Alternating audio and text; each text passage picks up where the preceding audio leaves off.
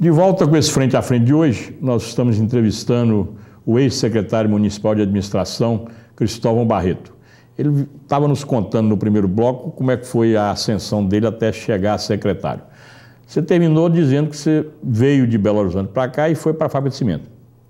Depois eu sei que você passou também pela Itasa, né? Hoje Nestlé, pela Mercedes-Benz. Montes Claros disso foi a última, de empresa privada. Mas trabalhando na Itasa, trabalhando na Metalúrgica Norte de Minas, e depois eu fui para a Montes Claros, na área de administrativa financeira. Daí é que nós fomos, aí corri o ano de 96 para 97, foi quando o Jair assumiu. Você não é político, nunca mexeu com política. Não. Você foi escolhido pelo Jair, então? Por amizade. Por amizade, não, pela parte técnica, né? Pela parte técnica. 95% pela Porque geralmente o prefeito escolhe vários assessores politicamente. Ele tem compromisso político. E tem algumas áreas que são áreas técnicas que ele escolhe independente de político. Você entrou nessa cota, né? Eu entrei nessa cota dele. A cota particular dele, e ele tinha confiança em mim. A princípio, eu entrei até como o chefe da divisão de pessoal. Chefe da divisão de pessoal. Ele falou, você entra aqui na chefe da divisão de pessoal que logo... E quem era o secretário de administração? Jefferson Tolentino. Jefferson Tolentino. Logo nós vamos procurar aqui te encaixar numa secretaria. E sem nenhuma promessa, E por contingência, acabamos... Não chegou a um ano, quase um ano, nós fomos para a Secretaria de Administração assumindo a titularidade. Foi mais ou menos na... Você lembra, 97, naquela época, quantos funcionários tinha na prefeitura? A prefeitura devia ter, na época, uns 5 a 6 mil funcionários entre efetivos e contratados.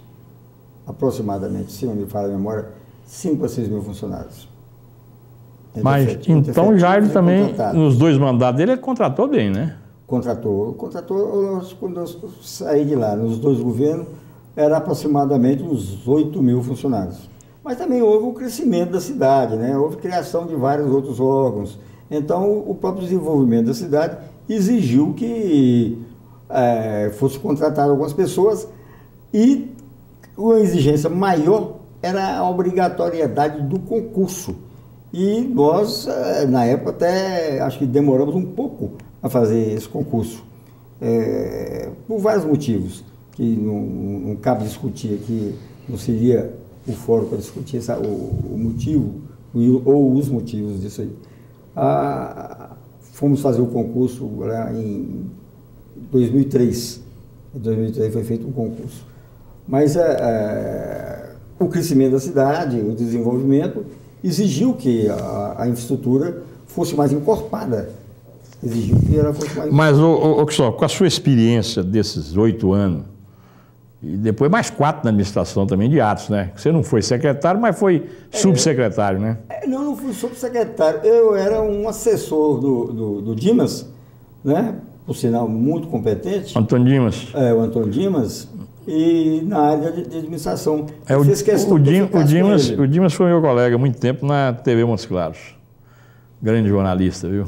E também para mim foi um dos melhores secretários que já teve, que o Atos teve.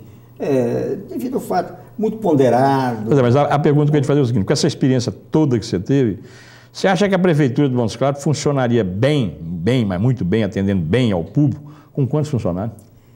É uma pergunta difícil de responder. E difícil de responder pelo seguinte, eu vou só te dar um exemplo. Naquela época tinha uns 30 unidades de PSF. Hoje tem 76 unidades. 60 e tantas aqui em Montes Claros e umas 10 na zona rural. Cada unidade de PSF exige 4 médicos, 3, 4 médicos, dentistas, o agente comunitário, que é aquela pessoa que normalmente deve morar por lei, morar no bairro, para ter mais proximidade com a comunidade. É uma medicina preventiva, e essas pessoas, elas visitam, junto com tem a técnica de enfermagem, a enfermeira, para fazer a medicina preventiva.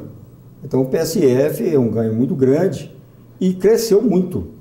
Então é difícil mensurar, porque a gente não tem dados históricos de um passado que poderia ter assim, nos mostrar uma projeção de quantos nós vamos ter daqui 10 anos, 5 anos, 4 anos.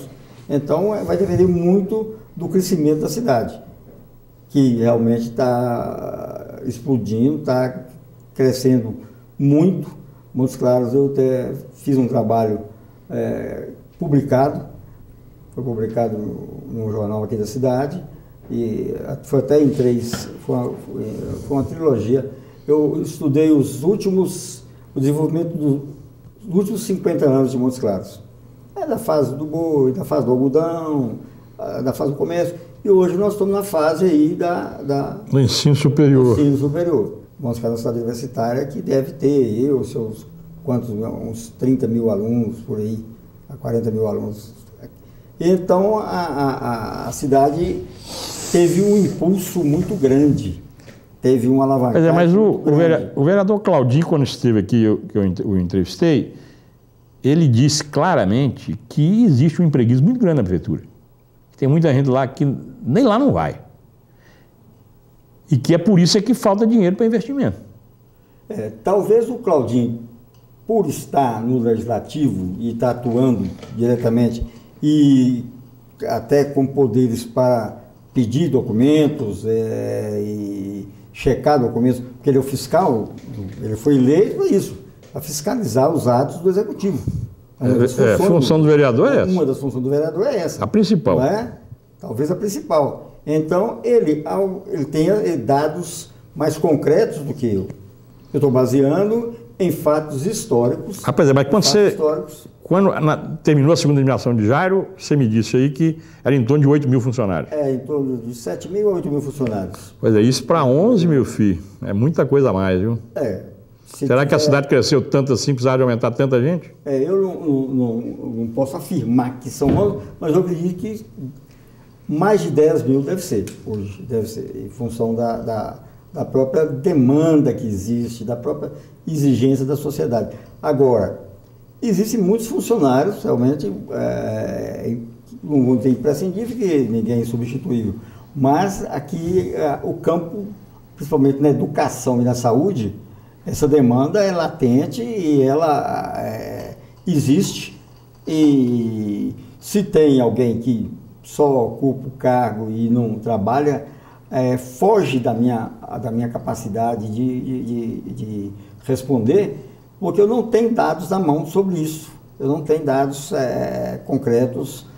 Eu sei que é o seguinte, pela minha experiência na administração, sempre tem aqueles que não, vamos dizer assim, não vestem a camisa. Eles não vestem a camisa, né? São pessoas que são levadas para a administração, mas levam o negócio em banho-maria. E tem aqueles realmente que são servidores, principalmente os efetivos, têm um compromisso muito grande. O próprio Cláudio mesmo foi um rapaz que veio o Cláudio era gari, né? Então, na época... Ele trabalhou no setor pessoal com você, né? Ele trabalhou, eu pensei o Cláudio, porque pela experiência da gente em administração privada, nós sempre tivemos uma certa facilidade em, vamos dizer assim, entre aspas, descobrir talentos. Eu tive essa oportunidade em outras empresas, então a gente se observa o desempenho, o comportamento, o compromisso, e ele foi um desses.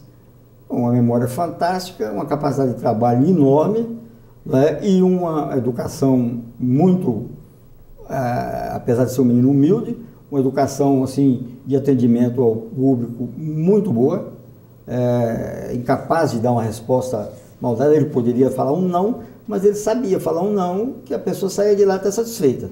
Mas ele sabia atender as pessoas.